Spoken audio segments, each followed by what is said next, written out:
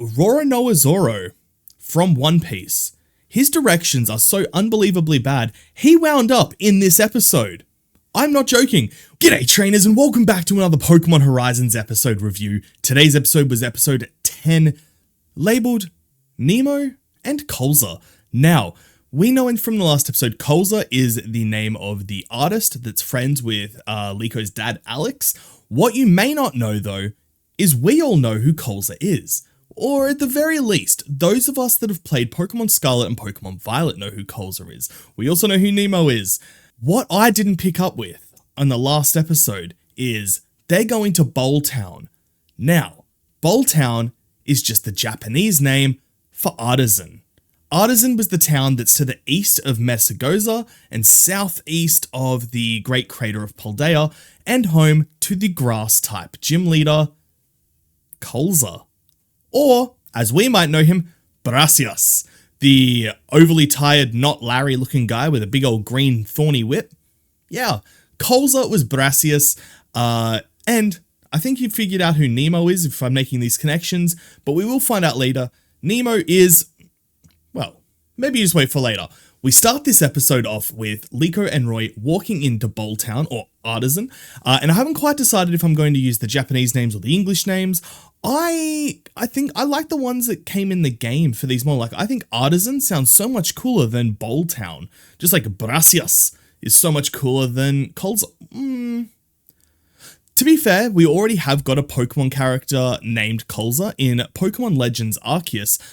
I think he was the guy with maybe the bowl cut or the bob cut. He was with him in Jubilife Town or Jubilife Village.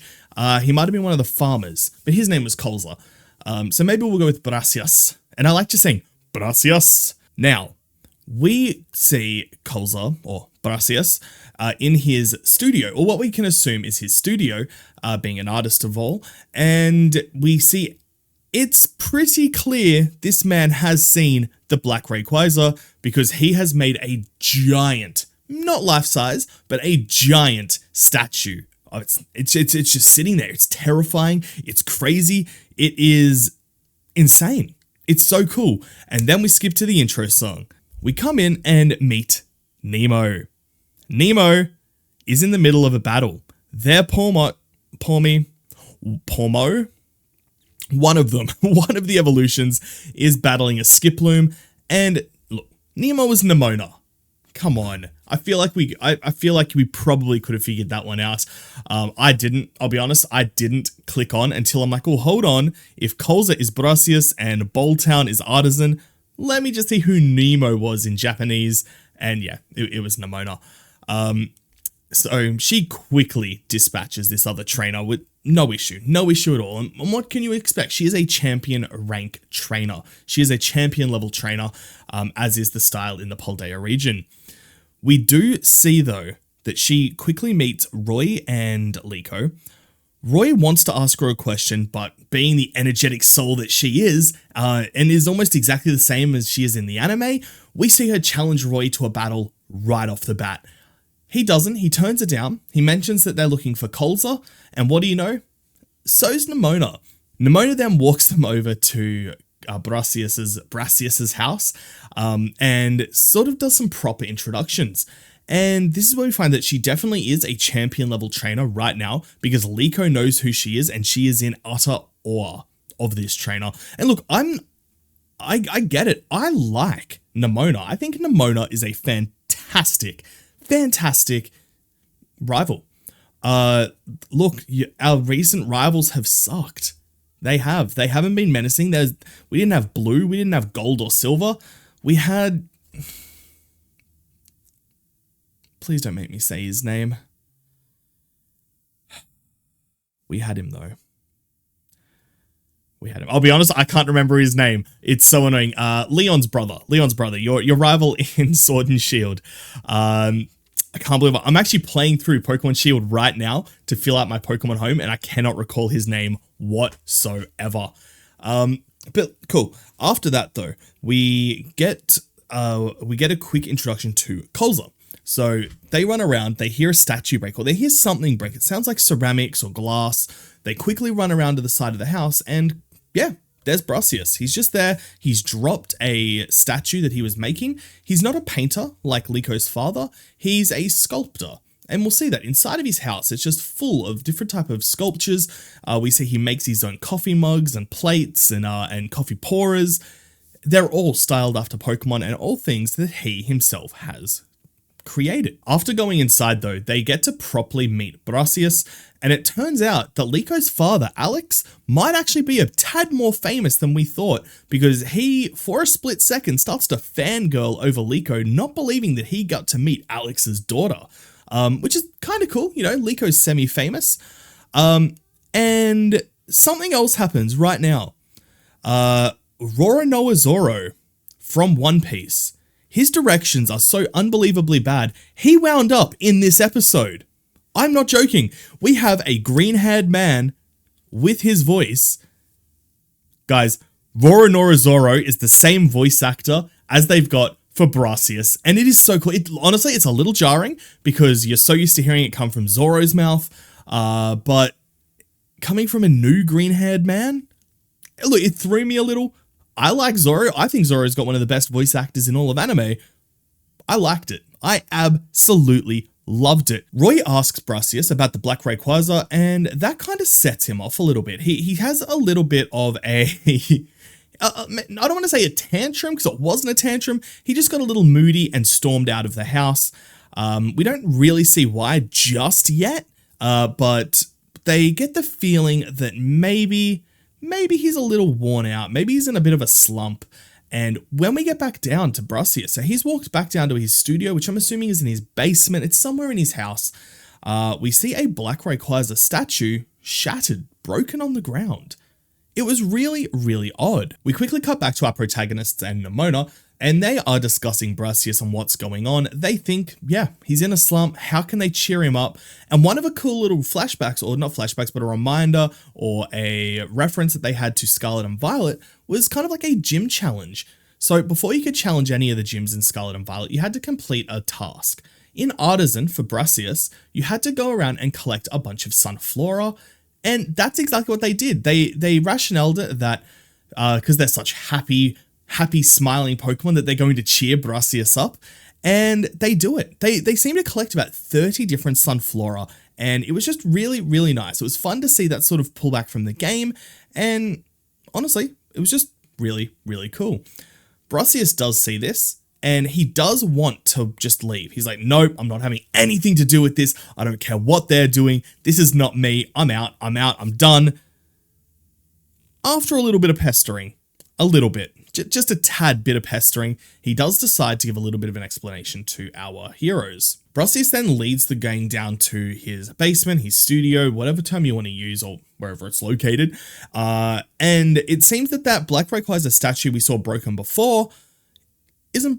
Well, it's not the big one we see at the beginning of the episode.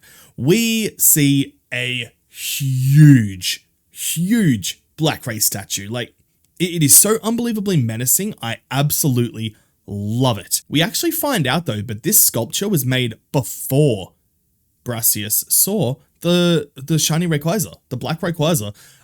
Apparently, it was made prior. It was meant to be a terrifying image from a Sunflora's point of view. I think it was from a Sunflora's point of view, and he, of course, had sculpted that as well. But the reason he's in that slump is a couple of nights ago in the forest, he did see Black Rayquaza. It was dashing past overhead at extreme speeds, not using extreme speed, just flying very, very fast. And it had a bit of a profound effect on him. All of a sudden, none of his work was good enough. All of a sudden, he lost faith in himself. He lost like that magic that meets Brassius. This does nothing to dismay or disrupt Roy. He still says he's going to find that Black Rayquaza, and he says, I'm off to the forest. There's nothing anybody can do. As he's leaving, though, he goes, Brassius or Colza, your sculpture, it's just as good as the real thing. Brassius respects this, man. He's a bit of I like this kid's energy, and then turns it on its head. He's like, hold up. If you want to take on the Black Rayquaza, you need to battle me first. I need to make sure you're ready. If you can't beat me, you can't beat Black Rayquaza. And they start a gym battle. It is the first gym battle we see in this entire series, and it was kind of nice. It was nice. So the battle begins, and Roy, being incredibly energetic and passionate, isn't quite enough. He exclaims that this is going to be an easy battle because clearly Sudowoodo is a grass type. And you know what? To be fair, a lot of people would probably make that same assumption. He's a tree.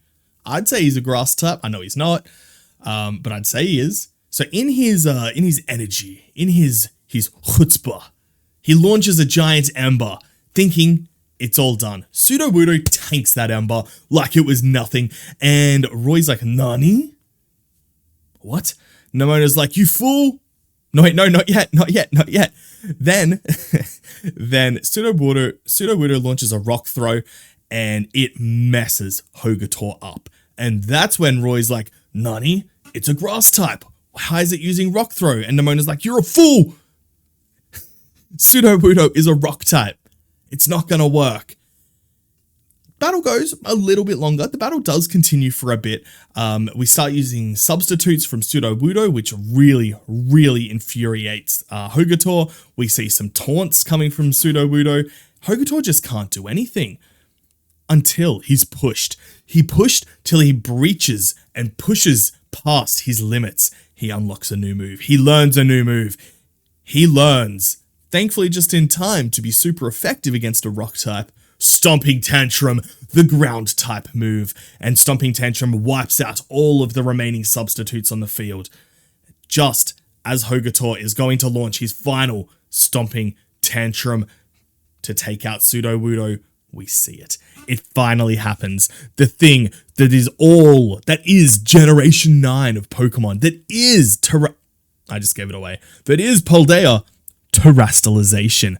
We see the first Terastallization, not just in battle, but overall. If Black Rayquaza isn't Terastallized in some way, which I'd still argue he may be, but we do see Sudowoodo Terastallized just like he does in the games into a grass-type Pokemon. Now, unfortunately, I was kind of hoping that they wouldn't, but they do have the same headgears they have in the game. Obviously, the grass types, there are a lot of flowers and plants. They do look better than the game. They feel slightly more natural. They don't feel as obtrusive as they do in the games, which was nice to see. And, well, the battle only lasts about half a second later because our Grass Terra Sudowoodo launches a stab-powered Trailblaze, which demolishes Hogator. It knocks him out, he gets swirly-eyed, and the battle is over. We have a very quick explanation from Nimona about Terastallization, where she explains that some Pokemon have got certain Terra types that they can transform into. She used her Pawmo, for example, and said most Pawmo have got the electric Terra type. However, some, not a lot, some do have a flying Terra type, which helps them overcome their ground weakness. So it was nice. I was hoping that they were going to keep that mechanic, that your Pokemon has a predetermined Terra type, and that can't be changed. In the games, it can be changed, but it can't be changed in like the midst of battle. So that I'm really happy about, and it would add a lot to sort of team building, which might not play a lot in the anime. I guess we'll have to wait and see, but it is pretty cool. After the battle though, Brassius then takes them back to his area right next to the Black Rayquaza statue and shows them another one. It's a very coral-like item, and I'm not even sure if this one's a statue or a direct take from the forest, but Brassius tells us that the night Rayquaza flew overhead, this item started to glow, indicating that there's some sort of connection between this item and Black Rayquaza. This catches Liko's attention. She hasn't much to do this episode, but it catches her attention because, hold on, is that maybe related to her pendant? Who knows? I guess we will need to see. She later describes once they've gotten back to the Bravasagi to sort of end out their night. She explains to Roy that she felt a great sadness coming from it. It felt sad. It felt sadly emotional, which Roy agreed with. And it's odd. I'm very excited to see what it is, but like I said, it's weird. I'm excited. It looks like there's going to be a lot of mysteries in this series. One last mystery though. In the games, we had something called the the Titan Pokemon. I'm pretty sure there were 5 Titans. We had the Bombardier, we had a Clorth, we had a Great Tusker and Iron Treads, depending on which version of the game you were playing. And you had the Dragon one, which was a Tatsugiri / Dondozo, which was really cool. It looks like they are going to deviate from that a little or add in additional Titan Pokemon, because at the very end of this episode, on the to be continued, we see an absolutely monumentally sized Pokemon walking through the forest. We only see its legs, but I'm willing to bet that this Pokemon is an Arboliva. So Arboliva is the final evolution of Smolov and Dolov, the olive Pokemon from this route, from the Gen 9 games. And I'm positive it's backed up, because in the next episode preview, we did see at the very end, there was an Arboliva launching attacks, and it did seem to be very, very big. So that's my theory, that it's an Arboliva. If you think something different, please let me know down below. Let me know what your favorite part of this episode is. Let me know, do you think Liko and Roy are actually going to take on the gym challenge? I feel like Roy will, or at least Roy will want to. And maybe Liko does it as well. Who knows? But then we've still got Team Star. Are we in that timeline? And the actual Titans with Herba Mystica? Guys, it is nothing but potential in this new series, and I'm so unbelievably excited.